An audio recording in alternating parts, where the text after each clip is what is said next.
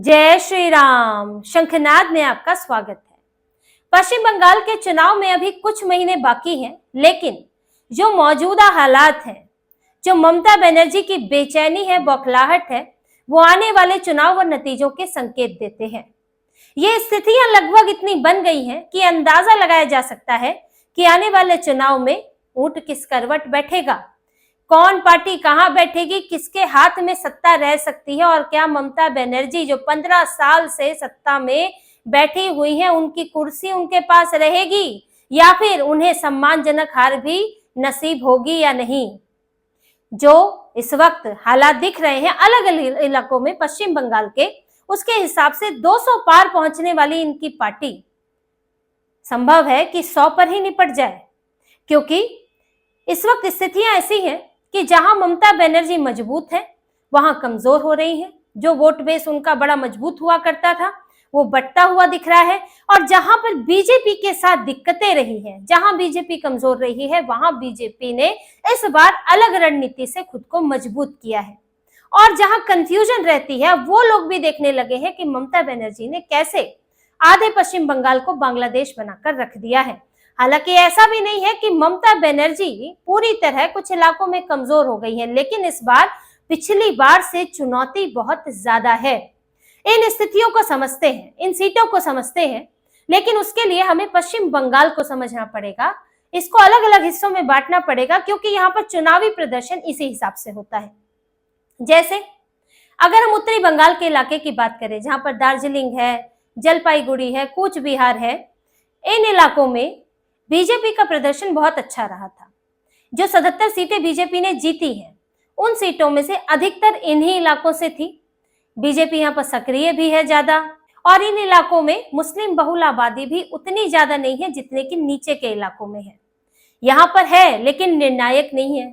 और क्योंकि ये इलाके, यहाँ पर जो आने वाली सीटें हैं वो उन सीटों से जुड़ती हैं जहां पर मुस्लिम बहुल है, तो कुछ ध्रुवीकरण भी हो जाता है, और ध्रुवीकरण हिंदुओं का हो जाता है, जिसका फायदा बीजेपी को मिलता है। और ममता बनर्जी को नुकसान इसलिए होता है क्योंकि ममता बनर्जी इन इलाकों में पूरी तरह से मुस्लिम समर्थक दिखती है, और यहाँ पर एक तरफा इनकी चीजें, इनकी पार्टी के नेता कार्यकर्ता चलते हैं। तो इसमें बीजेपी को अधिकतर सीटें मिली थी, आज भी वहां मजबूत है और आज भी वहां पर लगी हुई है, वहां पर रणनीति चल रही है। नेता, कार्यकर्ता, सांसद, सीनियर नेता सब लगाए गए हैं। अब इसके नीचे के इलाकों में आते हैं, जहां से आपको कोलकाता मिलेगा नीचे आते हुए, हावड़ा की तरफ आते हुए, और फिर उसके बाद झारखंड से लगते हुए इलाके मिलेंगे, पुरुलिया है, खगड़िया है। इन इलाकों में बीजेपी का प्रभाव रहा है, अच्छी स्थिति रही है, लेकिन सीटें ज्यादा नहीं जीत पाई। यहाँ ममता बनर्जी जीती, जहां जीत पाई वो उन इलाकों में जहां शुभेंदु अधिकारी प्रभाव रखते हैं, उनका परिवार प्रभाव रखता है, और ममता बनर्जी ने सीट अपनी हारी भी थी, तो वहां बीजेपी ने बहुत अच्छा प्रदर्शन किया था। तो ये इलाके भाजपा के टारगेट में है, क्योंकि ये मुस्लिम बहुल इलाके भी नहीं है। यहाँ के लोग ममता बनर्जी को लेकर कंफ्यूज रहे हैं, उनकी पश्चिम बंगाल विरोधी नीतियों पर उनका गौर नहीं गया है। लेकिन इस बार एंटी इनकम्बेंसी है और भाजपा का अभियान भी जोरों से चल रहा है, और उस अभियानों की भी हम बात करेंगे जो कि इन सीट निर्धारण में, प्रदर्शन में बहुत मायने रखता है। तो यहाँ ममता बनर्जी की स्थितियां और कमजोर हो रही हैं, कोशिश वो भी कर रही हैं, लेकिन इस बार क्योंकि इनका दूसरा चेहरा लोगों के सामने खुलकर आ गया है, तो ममता बनर्जी की मुश्किल बढ़ रही है।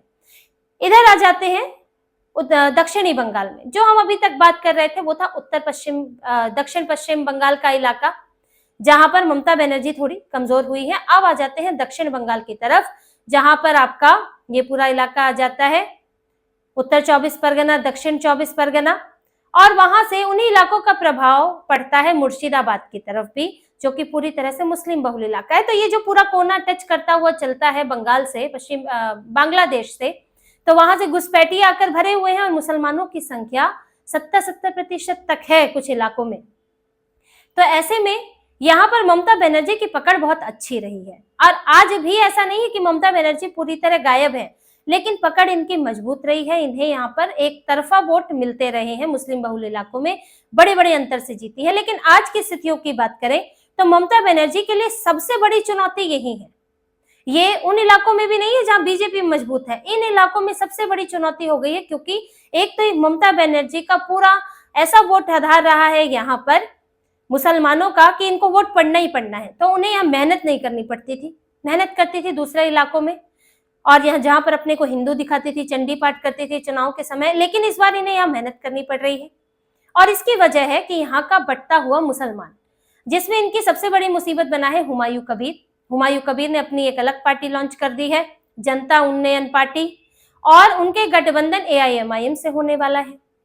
यहाँ पर फुरफुरा शरीफ की जो पार्टी है, इंडियन सेक्युलर फ्रंट, उससे भी संपर्क साधा जा रहा है। पहले फुरफुरा शरीफ वाले ममता बनर्जी के साथ रहते थे, तो ममता बनर्जी को थोड़ा बहुत सीटें देकर ममता बनर्जी को पूरे इलाके में फायदा होता था, लेकिन इस बार एक अलग मुस्लिम फ्रंट बनाने की बात चल रही है, और हुमायूं कबीर जो है उसमें अगुवा है कि हम इसके लिए बाबरी मस्जिद का जो उन्होंने नींव रखी है बाबरी मस्जिद की, तो उसको आधार बनाकर वो मुसलमानों के रहनुमा मसीहा बनने में लगे हैं।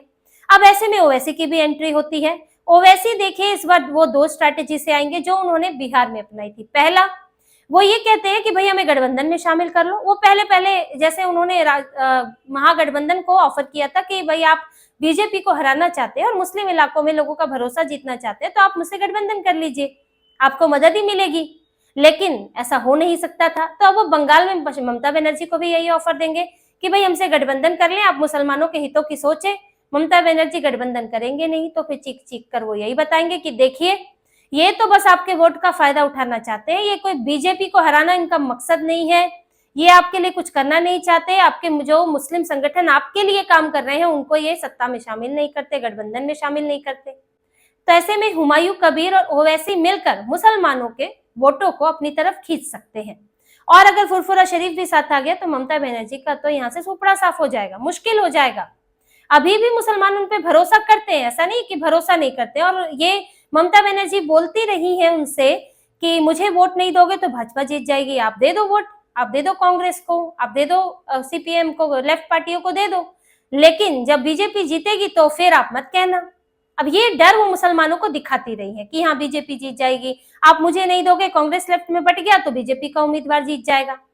और ऐसा कोई विकल्प भी नहीं था मुसलमानों के पास, तो अब लेकिन उनके पास एक विकल्प है और 3-4 महीने का समय है, जिसमें ये जो दूसरा विकल्प मुस्लिम फ्रंट खड़ा हो रहा है वो यहाँ पर यही बात समझाएगा कि आप हमें वोट दो और हम सत्ता में अगर किसी को समर्थन करते हैं तो हम आपकी बात रखेंगे, आप किंग मेकर बनिए, आप मुस्लिमों की पार्टी को किंग मेकर बनाइए। तो ममता बनर्जी के लिए इससे मुश्किल खड़ी हो सकती है, और लोग भी ये सोचते हैं कि ठीक है ममता का भी उम्मीदवार मुस्लिम, ये हुमायूं कबीर का उम्मीदवार भी मुस्लिम, तो हमको कोई समस्या नहीं है वोट देने में, ममता का जीत जाएगा तो वो भी हमारी बात करेगा, और यहाँ से अगर हुमायूं कबीर का जीत जाएगा तो वो भी हमारी बात करेगा, बीजेपी का तो नहीं जीतेगा यहाँ से। तो इसलिए वोट बंटने की बहुत अधिक संभावना है, और ममता बनर्जी इसी बात से परेशान है। तो ये जो उनका स्ट्रॉन्ग होल्ड था, जो गढ़ था ममता बनर्जी का, उस गढ़ में सेंध लग गई है, और सेंध लगाने वाले ममता बनर्जी के नेता हैं हुमायूं कबीर, जो उनकी ही पार्टी में थे। तो यहाँ पर ममता बनर्जी के समीकरण बिगड़ रहे हैं।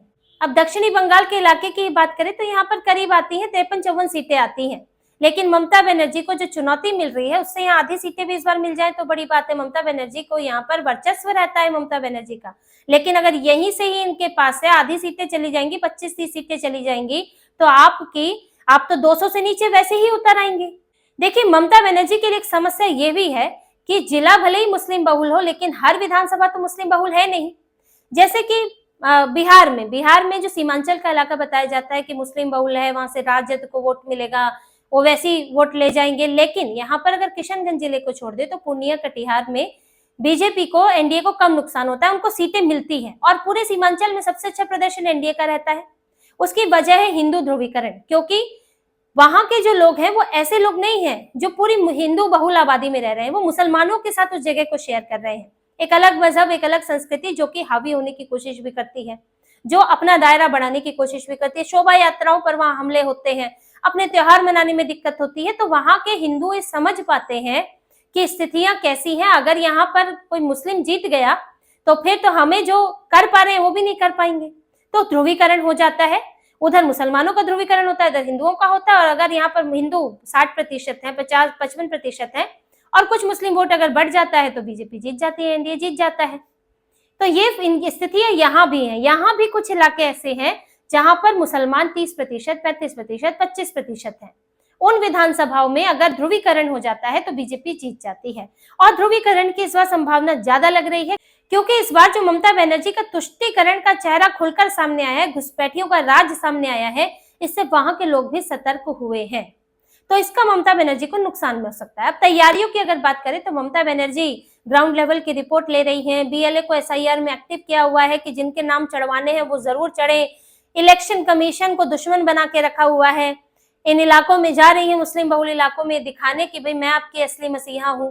तो ये सब वो स्ट्रैटेजी से चल रही है, वही रणनीति है, अपनी बैठ के कर रही है और अपनी योजनाएं लोगों तक पहुंचाने की कोशिश कर रही है। हो सकता है कुछ रेवड़ी की भी घोषणा कर दे, लेकिन बीजेपी की रणनीति में कुछ बदलाव है। और वो बदलाव पहला तो ये है कि इस बार बाहरी नेताओं पे कम भरोसा करना है, अपने कार्यकर्ताओं को काम में जुटाना है। दूसरा, इस बार बीजेपी ने अपने बड़े बड़े नेताओं को झोंक दिया है। लोकसभा राज्यसभा सांसद सब मैदान में है। आसपास के जो राज्यों के वरिष्ठ नेता हैं उनको भी मैदान में उतारा गया है। यहाँ के नेता कार्यकर्ताओं को, बंगाल के नेता कार्यकर्ताओं को सक्रिय किया गया है। बीजेपी ने 5 जोन में बांटा है बंगाल को, और उन 5 जोनों के लिए जो इनके वरिष्ठ नेता हैं दूसरे राज्यों के, उनको नियुक्त किया है कि वो कमान संभालेंगे और नीचे का काम देखेंगे। इन्होंने 4-5 बूथ मिलाकर शक्ति केंद्र बनाए हैं और उन शक्ति केंद्रों की जिम्मेदारी दी है, चाहे सांसद है, विधायक है या पदाधिकारी हैं पार्टी के, उनको दी गई है कि वो शक्ति केंद्र में देखेंगे। 4-5 बूथ उनके अंडर आएंगे और वो हर एक बूथ पर देखेंगे कि बूथ कमेटी एक्टिव है कि नहीं। साथ में कैंपेन चलाएंगे, बैठ के करेंगे। और एक योजना और है कि जो केंद्र सरकार की योजनाओं के लाभार्थी हैं उनको इकट्ठा किया जाएगा, उनकी बैठक की जाएगी। ये सब इनकी रणनीतियां हैं, तरीके हैं जो आगे चलेंगे। लेकिन इसके साथ साथ संघ भी एक्टिव है। यहाँ पर करीब 52 हिंदू संगठन एक्टिव हैं और आज से नहीं, दुर्गा पूजा के बाद से इनकी एक्टिविटी चल रही है और 200 से ज्यादा बैठकें हो चुकी हैं। आरएसएस डाइनिंग रूम बैठक कर रहा है, जो कि क्लोज डोर बैठक होती है, जिसमें होंगे 15-20 लोगों को इकट्ठा किया जाता है, उनसे चर्चा की जाती है, बंगाल के हालातों पर, देश के हालातों पर चर्चा होती है। और फिर वो लोग आगे, कुछ 15-20 लोग हैं, वो और 100-50 लोगों को इकट्ठा करते हैं और फिर वो और ज्यादा लोगों को इकट्ठा करते हैं, तो चेन बनती है। तो ये भी तरीके अपनाए जा रहे हैं कि आप एक भीड़ में तो आप भाषण देते हैं, तो भाषण में बातें एक तरफा होती है, लेकिन जब आप 20-25 लोगों के साथ, 15-20 लोगों के साथ बैठक करते हैं तो उसमें वाद विवाद होता है, लोगों की कंफ्यूजन सामने आती है, आप उस कंफ्यूजन को दूर करते हैं, एक राय बनती है।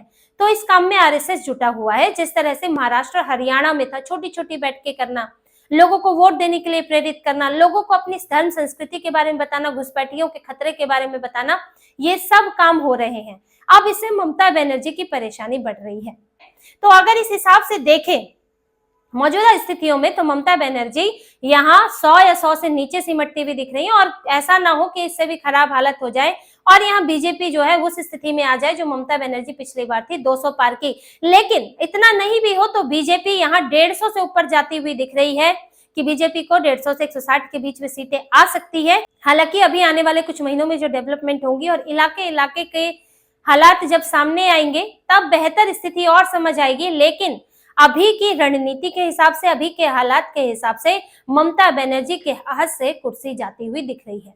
तो इसी तरह की और खबरें और विश्लेषण आपके लिए लाते रहेंगे। हमसे जुड़े रहिए, सब्सक्राइब कीजिए, कमेंट कीजिए। बहुत बहुत धन्यवाद। जय श्री राम।